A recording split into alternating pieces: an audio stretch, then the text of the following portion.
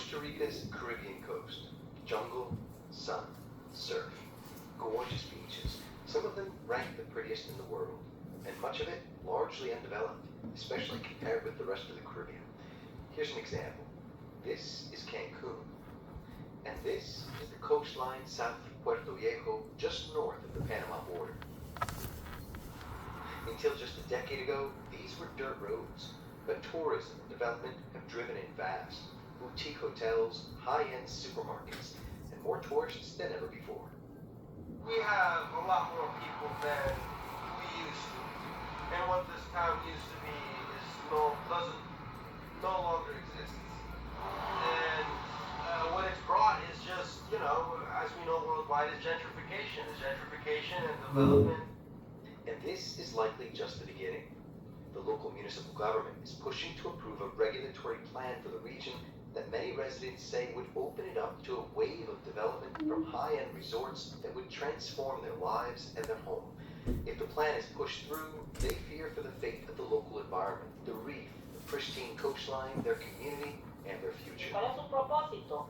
¿Que esto se convierta en un Miami? Que los amigos de ellos puedan venir y disfrutar y hacer la loquera que hacen. Here's what the fight is over. Since the 1970s, Costa Rica has had a maritime law that prohibits building within 50 meters from the coastal waterfront. It also restricts development on land 200 meters back from the water. But the southern Caribbean coast has never had a regulatory plan to define what those restrictions mean, where building can and cannot take place, and for what purpose. That means that development has happened on the fly. Most residents agree that the region needs a regulatory plan urgently. The locals say they want a plan that they actually had a hand in crafting. They say that is not the case with the current plan, and groups are organizing against it.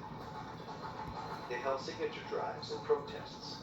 Porque hoy es el comienzo y yo creo que tenemos que elevar la voz no solo a nivel nacional, sino a nivel internacional. También nos tiene que consultar qué hacer en nuestro territorio desde el primer día.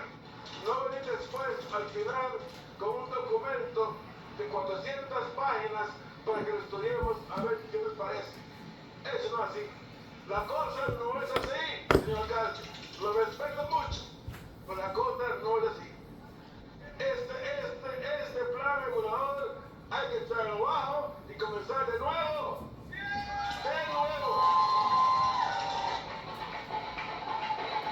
¿Qué cosi todavía existen los indígenas que defendemos nuestros derechos, nuestra tierra madre? Así que no se le olvide, don señor alcalde, que qué cosi está perdido. Qué cosi tiene indígena quien lo defiende y lo vamos a defender hasta lo último. Así que defendemos nuestro qué cosi. Selena Sanchez is a leader of the indigenous Bribri people on Kikoldi land. Their territory stretches over several miles of coastline that will be impacted by the regulatory plan, and they are concerned. Nos preocupa como territorios indígenas porque de un principio cuando se elabora este plan de parte de los funcionarios de la municipalidad y sus comisiones, pues no nos tomaron en cuenta, no nos informaron, no tuvimos ninguna clase de información formal a nuestro gobierno, pues para tomar o para realizar una participación o tener nuestra participación en sí en la dicha propuesta. The Bribri people have particular reason to be concerned. In 1996, the local government expropriated part of their territory along the coast.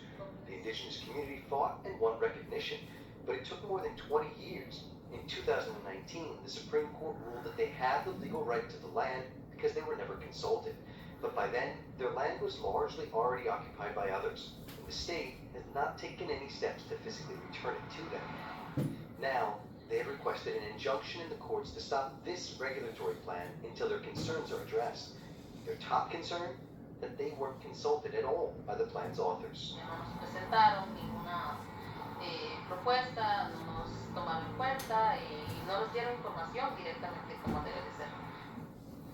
Mickey Ryan grew up in the stretch of coastline known as Cocles. It's part of the area that was taken from the Bribri people by the local government in the 1990s. He's a filmmaker and one of the organizers of the region's yearly Walabaco, the huge festival celebrating black culture and traditions in the region.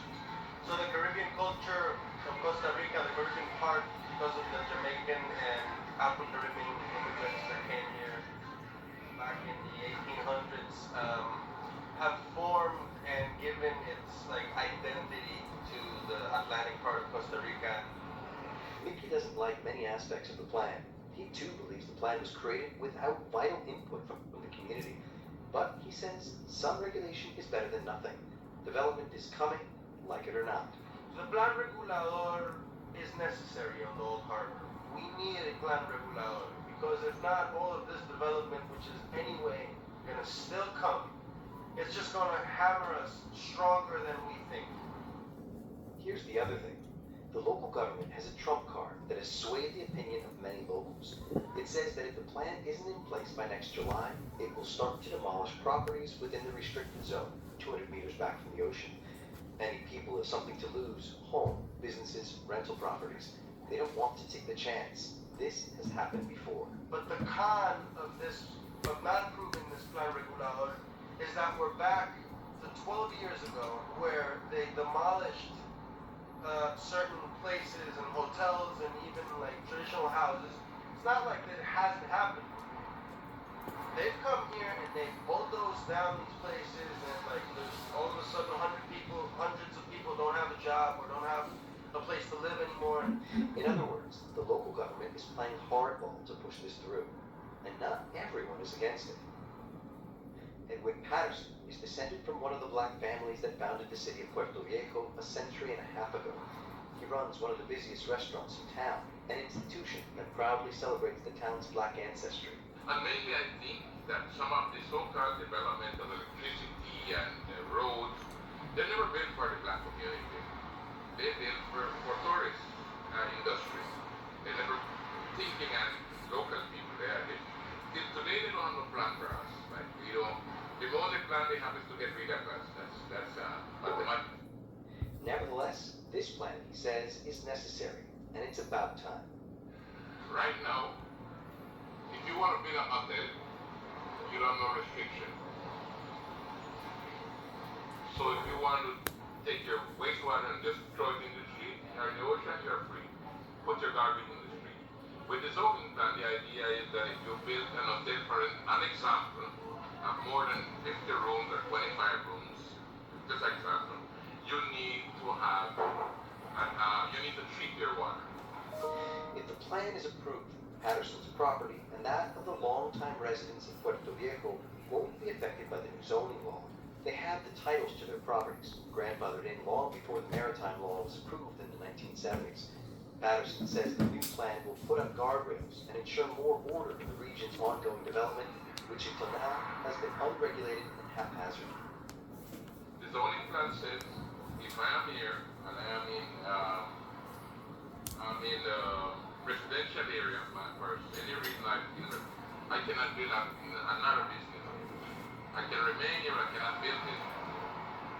If I am in commercial area, I cannot build a house or I cannot build an industry. You have to go to the industrial area, which I think is fine.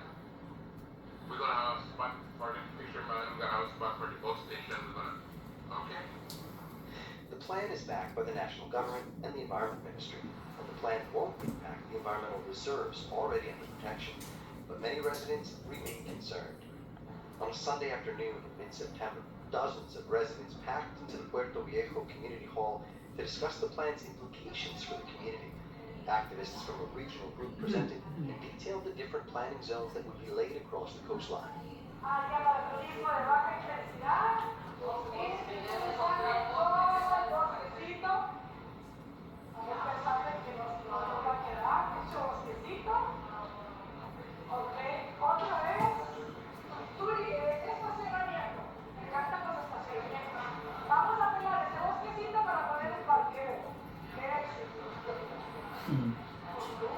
Cuando uno ve un mapa así, se da cuenta que la participación de la comunidad no existe, ¿verdad? Porque no es posible que pongamos parqueos en los lugares donde están los bosques o que destinemos áreas solamente para el turismo y con una intensidad alta de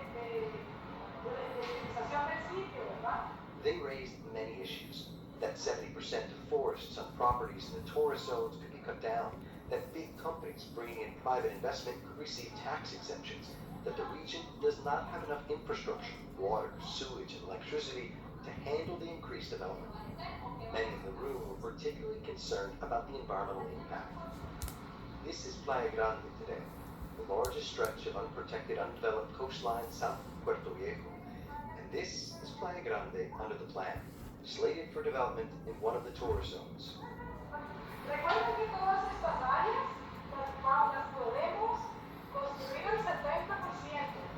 Eso es importante, que vayan viendo que todos nuestros bosques se pueden transformar en unas lindas propiedades con unos lindos jardines.